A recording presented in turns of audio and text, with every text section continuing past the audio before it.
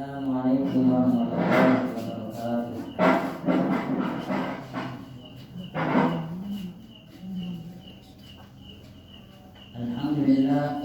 Alhamdulillahilladzi ja'ala Ramadana syahran mubarakan wa farada 'alal muslimina shiyamah.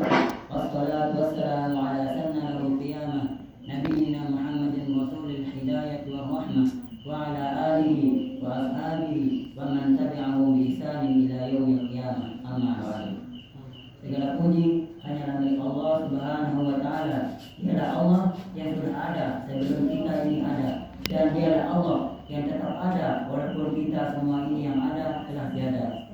Salawat beserta salam semoga tercurahkan kepada baginda kita Nabi besar Muhammad sallallahu alaihi wasallam, kepada para sahabatnya, para pengikutnya hingga akhir zaman. Pada kesempatan yang mulia ini saya akan membawakan ceramah yang berjudul Ramadan dan keutamaannya. Jadi sebagaimana kita ketahui bersama bahwa puasa Ramadan adalah salah satu rukun Islam yang antara 5 itu, sebagaimana yang tertulis dalam kitab Arba'in Nawawi yang dituliskan oleh Imam Nawawi rahimahullah, yang berbunyi bunyan Islam ala khamsin syahadati alla ilaha illallah wa anna muhammadur rasulullah wa iqamis shalah wa ita'iz zakat wa hajjil bait wa tasmim Ramadan. Rawahu Muslim. Yang artinya Islam itu terdiri dari 5 fondasi. Yang pertama itu syahadatain, yaitu asyhadu an la ilaha illallah wa anna muhammadur rasulullah. Yang kedua mengerjakan sholat dan zakat, dan setelahnya yaitu haji, dan yang terakhir puasa Ramadan. Hadis riwayat Muslim. Maka dari hadis inilah kita bisa mengetahui bahwa wajibnya berpuasa pada bulan Ramadan. Sebagaimana dalam firman-Nya, Syahrul Ramadan allazi unzila fihi al-Qur'an hudan linnas wa bayyinatin minal huda wal furqan faman syahida minkum asy-syahr falyasum. Yang artinya bulan Ramadan adalah bulan di mana diturunkannya perbuatan Al-Quran sebagai petunjuk untuk manusia, dan mengenai petunjuk-petunjuk itu dan menjadi pembeda antara yang hak dan mana yang batil. Dan barang siapa di antara kalian yang berada atau yang melihat bulan tersebut, hendaknya dia berpuasa. Quran surah Al-Baqarah ayat 185. Sebelum kita mengerjakannya, sehendaknya kita harus mengetahui apa hakikat puasa tersebut, karena banyak di antara orang-orang yang berpuasa akan tapi tidak mendapatkan apa-apa dari puasanya. Sebagaimana dalam sabda Nabi, kam min shaimin laisa lahu min siyamihi illa al-ju' wal 'atash. Berapa banyak di antara orang-orang yang berpuasa akan tetapi tidak mendapatkan apa-apa dari puasanya. Maka dari hadis inilah kita bisa mengetahui banyak orang yang berpuasa tapi Allah tidak menganggap puasanya. Dia hanya mendapatkan lapar sama dahaga saja. Maka dari hadis ini kita harus mengetahui apa hakikat puasa tersebut. Jadi puasa adalah al-imsaku 'anil mufattirat min tulu'il fajri ila ghurubi syamsi. Jadi puasa itu adalah menahan diri dari makan dan minum serta yang membatalkannya dari terbitnya fajar sehingga terbenamnya matahari yang disertai dengan niat. Dan kita juga harus mengetahui bahwa puasa ini adalah salah satu ibadah yang paling utama di sisi Allah Subhanahu wa taala. Sebagaimana dalam hadis qudsi Allah Subhanahu wa taala berfirman, "Qul wa man min adam lahu illa shaum fa innahu li wa ana ajzihi." Setiap amalan anak Adam itu untuknya sendiri. Misalnya sholat kita untuk kita, haji kita untuk kita, zakat kita untuk kita.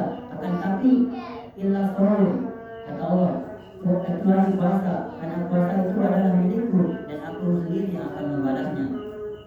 Dan alhamdulillah kita juga bisa bertemu dengan bulan yang sungguh berkah ini, karena di dalam bulan ini banyak sekali keutamaan yang kita raih. Yang diantaranya yang pertama adalah Syahrul Quran atau bulan Al-Quran. Kenapa dinamakan bulan Al-Quran? Karena di bulan Ramadan Al-Quran pertama kali diturunkan oleh Allah Subhanahu wa taala melalui perantara malaikat terbaik untuk nabi terbaik, kepada nabi terbaik untuk umat terbaik, yaitu umat Muhammad sallallahu alaihi wasallam.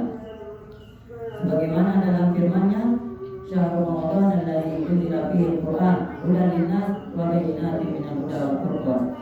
Bulan puasa atau bulan Ramadan adalah bulan di mana diturunkannya permulaan kitab Allah, yaitu kitab Al-Quran, sebagai petunjuk untuk manusia, dan mengenai petunjuk-petunjuk itu sebagai pembeda antara hak dan yang batil.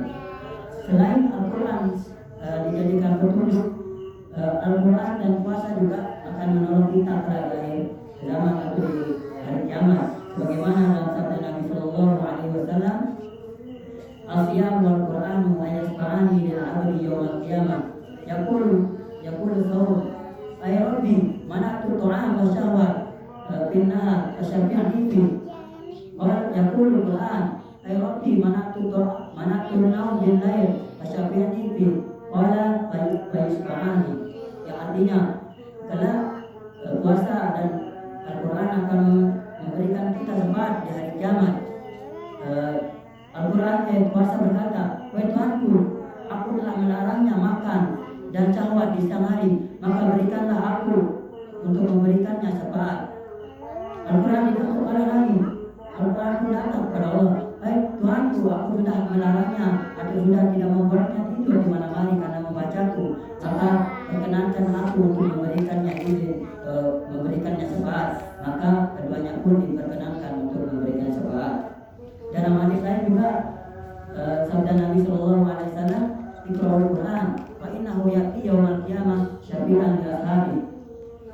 Bacalah Al-Quran, karena sesungguhnya Al-Quran akan datang pada hari kiamat sebagai pembantu atau syafaat kepada yang membacanya.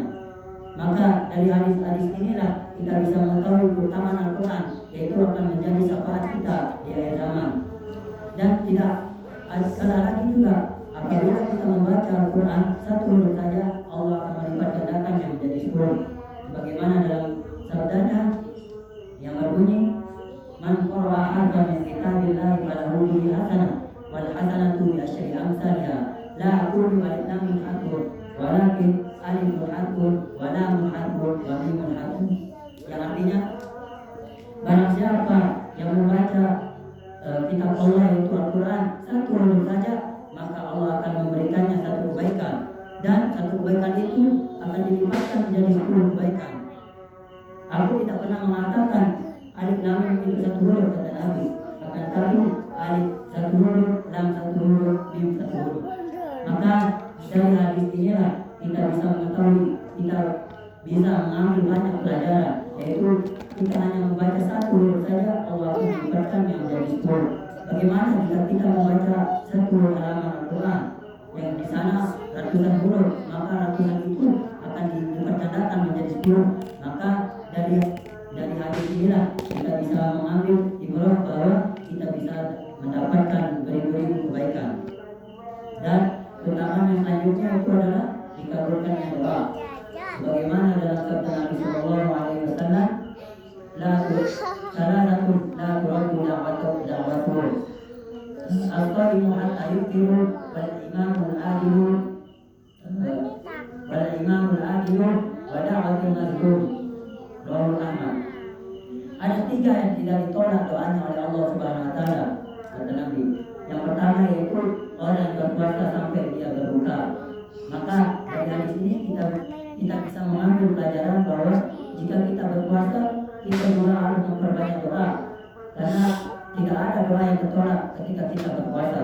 Dan yang kedua yaitu imam atau pemimpin yang adil dan orang yang terzalimi tidak akan ditolak doanya. Maka di bulan puasa ini kita janganlah sesekali menyakiti hati teman kita atau sahabat kita atau tetangga kita, karena apabila kita menyakitinya, maka dia pun akan berdoa kejelekan untuk kita.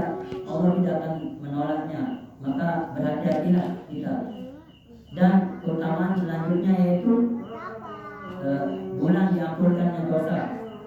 Kenapa? Karena pada bulan inilah Allah akan mengampuni dosa kita, sebagaimana dalam sabda Nabi Sallallahu Alaihi Wasallam, "Man shoma Ramadanan imanan wa ihtisaban ghufira lahu ma taqaddama min dzambi."